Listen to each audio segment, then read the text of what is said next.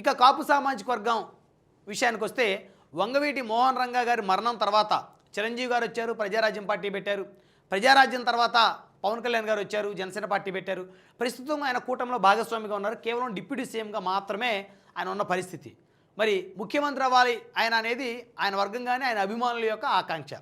సరే, ఇక ఈ అంశం పక్కన పెడితే ఇప్పుడు బీసీ సామాజిక వర్గం, అందులోనూ ప్రధానంగా యాదవ సామాజిక వర్గం అత్యంత బలమైనటువంటి సామాజిక వర్గం. ఒక ఆంధ్రప్రదేశ్లోనే కాదు, భారతదేశ వ్యాప్తంగా బీసీలలో అత్యంత బలమైనటువంటి సామాజిక వర్గం ఏదైనా ఉంది అంటే అది యాదవ సామాజిక వర్గం. సో వారు గల్లీ నుంచి ఢిల్లీ వరకు ఎక్కడికి వెళ్ళినా కూడా ఒకటే సామాజిక వర్గం యాదవ అనే పేరుతో ఉంటారు. సో మిగతా సామాజిక వర్గాలు రకరకాల విభిన్నంగా ఉండేటువంటి పరిస్థితి అనమాట.